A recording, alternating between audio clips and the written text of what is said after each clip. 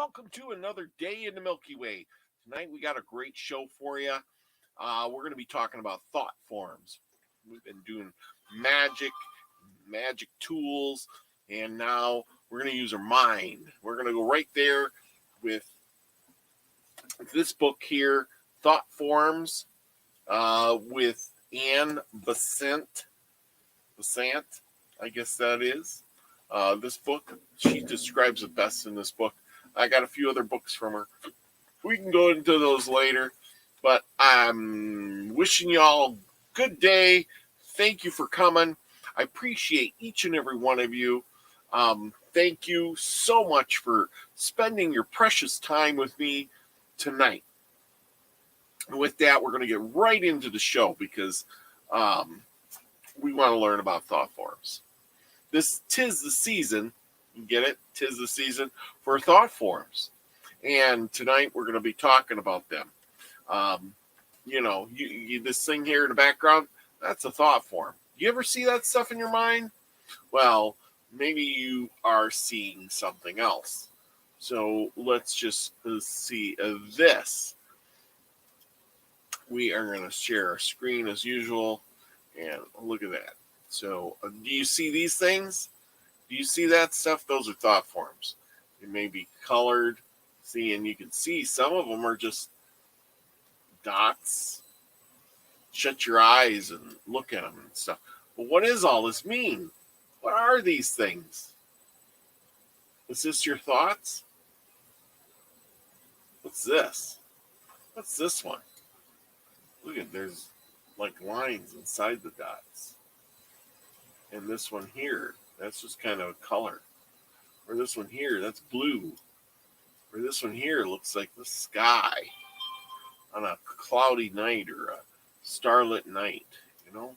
This one here looks like when you shut your eyes. But what does all this mean? We're going to learn about thought forms. Okay, the difficulty of representation. We have often heard that it is said that thoughts are things. There are many among us who are persuaded of this truth, of this statement. Yet very few of us have an ever clear idea as to what kind of thing as thought is. And the object of this little book is to help us conceive this. Yes, this little book I have. There are some serious difficulties in our way, for our conception of space is limited to 3 dimensions. And when we accept to make a drawing, we particularly limit ourselves to 2. In reality, the representation, even out of the ordinary, is 3-dimensional objects, is seriously defective. For scarcely a line or angle in our drawing is accurately shown. If a road crosses the picture, the part in the foreground must be represented as enormously wider than that of the background. Although, in reality, the width is unchanged. If a house is to be drawn in right angles, as its corners must be shown as acute or obtuse as the case may be, but hardly ever as they accurately are. In fact, we are drawing everything not as it is, but as it appears, and the effort of the artist is, by a skillful arrangement of lines upon a flat surface, to convey the eye an impression which shall recall that made by a 3-dimensional object. It is possible to do this only because similar objects are already familiar to those who look at the picture and accept the suggestion which it conveys. A person who had never seen a tree could form but little idea of one from even the most skillful painting. If to this difficulty we add the other and far more serious one of a limitation of consciousness, and suppose ourselves to be showing the picture to which who knew only 2. And there you go. dimension or 2 dimensions, which we now utterly impossibly would be to convey to him. Any adequate impression of such a landscape as we see, precisely this difficulty in the most aggravated form stands in our way. When we try to make a drawing of even a simple thought form, a vast majority of those who look at the picture are absolutely limited to the conscious of the 3 dimensions, and furthermore, have not the slightest conception of the inner world to which thought forms belong. With all its splendid light and color, all that we can do at best is to represent a section of the thought form, and those whose facilities enable them to see the original cannot be disappointed with any reproduction of it. Still, those who are represent unable to see anything will gain at least a partial comprehension. What do you see here, people? However inadequate it may be, it is at least better than nothing. All students know that what is called an aurora of man is the outer part of the cloud-like substance of his higher bodies, interpreting each other and extending beyond the confines of his physical body. And the smallest of all, they know also that 2 of these bodies, and the mental and the desire bodies, are those chiefly concerned with the appearance of what are called thought forms.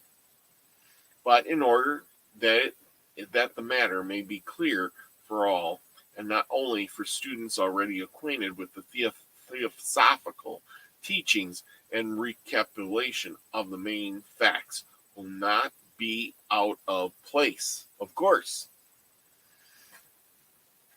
man, the thinker, is clothed in the body composed of innumerable combinations of supple matter of the mental plane, this body being more or less refined in its constitutions and organized more or less fully for its functions, according to the stage of intellectual development at which the man himself has arrived.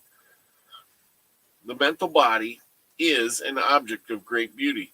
The delicacy and rapid motion of its particles, given it an aspect of living, iridescent light, and its beauty becomes an extraordinary, radiant, and entrancing loveliness as the intellect becomes more highly evolved and is employed chiefly on the purer, sublime topics. Every thought gives rise to a set of correlated vibrations in the manner of this body, accompanied with a marvelous play of color, like that of a spray of a waterfall as the sunlight strikes it, rise to the 9th degree of color and vivid delicacy.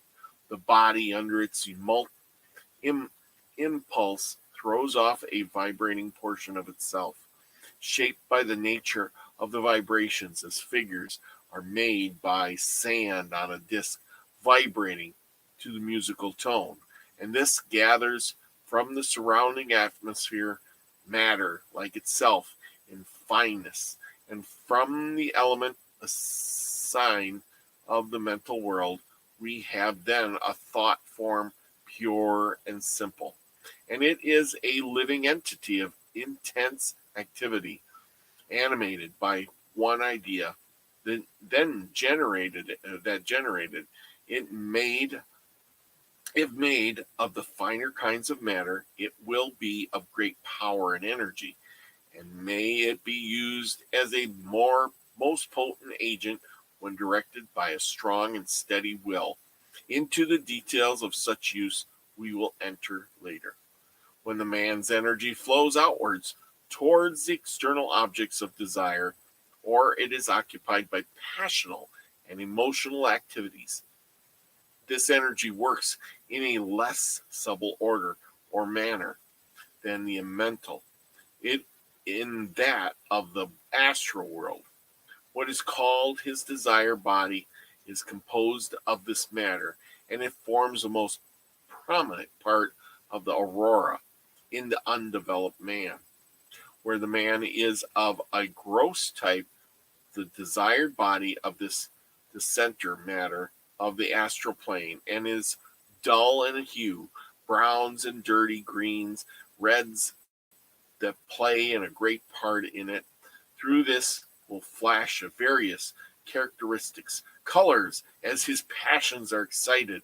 A man of a higher type has his desired body, composed of the finer qualities of astral matter, with the colors rippling over the flashing through it, fine and clear in hue, while his less delicate and less radiant than the mental body.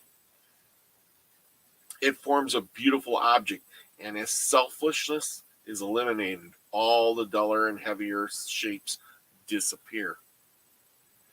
This desire or astral body gives rise to the second class of entities, similar in their general constitution, to thought forms, already described but limited to the astral plane and generated by the mind under the domination of animal nature.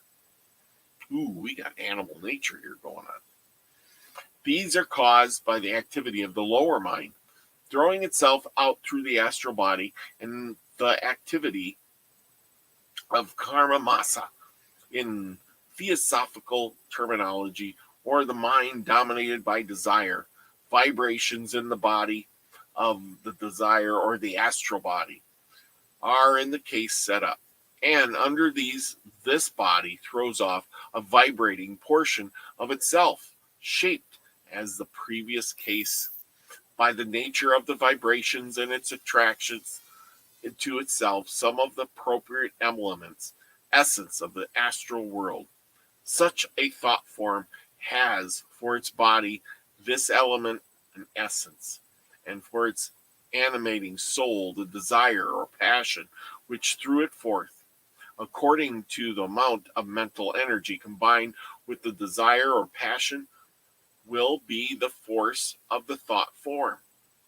These, like those belonging to the mental plane, are called artificial elements, and they are by far most common, as few thoughts of ordinary men and women are untingled when with desire, passion, or emotion. Well, look at that. What did we learn there? Well, we're going to go on a little bit more. The effects of thought forms. Each defined thought produces a double effect, a radiant vibration and floating form.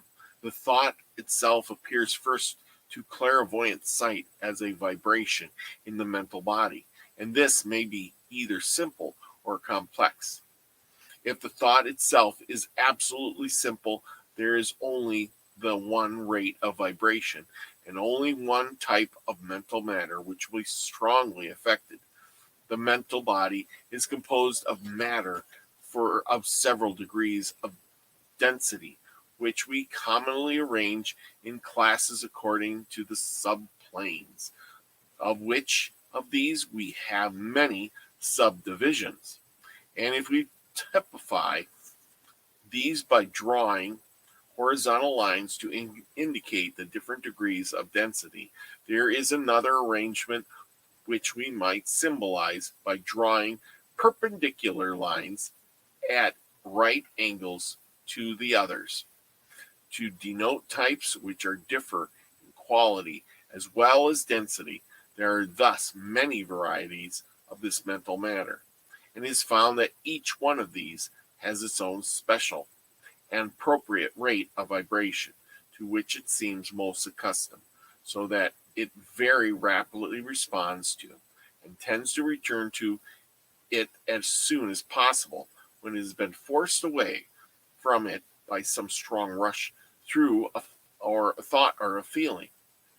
When suddenly a wave of some emotion sweeps over a man, for example, his astral body is thrown into violent aggregation, and his original colors are, or the time, almost obscured by the flush of carmine, or of blue, or a scarlet, which corresponds with the rate of his vibration of what that particular emotion is.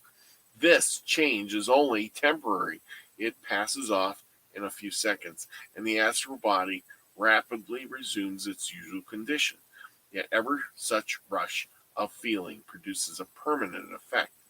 It always adds a little of its hue to the normal coloring of the astral body, so that every time that a man yields himself to a certain emotion, it becomes easier for him to yield himself against it, because his astral body is getting into the habit of vibrating at a special rate. The majority of human thoughts, however, are by no means simple. Absolutely pure affection, of course, exists, but we very often find it tingled with pride or with selfishness, with jealousy or with animal passion. Thus means that the least two separate vibrations appear both in the mental and astral bodies. Frequently, more than two. The radiating vibration, therefore, will be a complex one, and the reluctant thought form will show several colors instead of only one. Well, let's talk about this. So, what is a thought form? And how do we get affected when we have thoughts?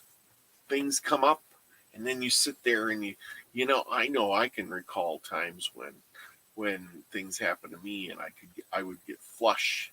You ever feel flush, like something's going on, and you're like, oh, and a wave comes over you, and or you have a thought and it comes out as a color. Do you ever think in colors? Do you ever imagine in colors? Well, there you go. But I can imagine that each thing that touches you, like a vibration. And I got my little vibration thing here. Here's your challenge today: is go out. Can you hear that? I love that sound. That's 432 hertz. Take that, put it on a piece of paper. You can do that. Put it on a book.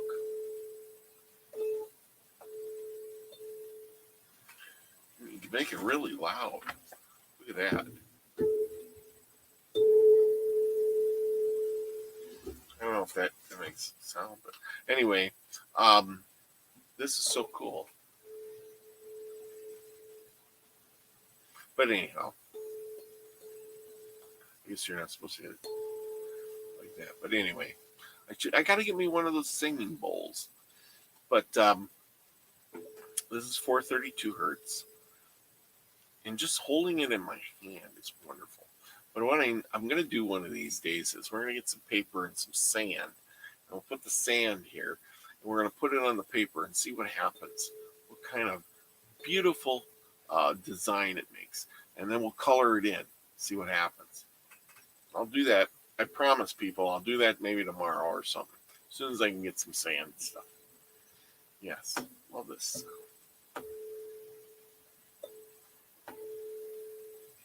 Nice. Anyway, just puts me in a good mood. But anyway, as we go on, create your own thought form.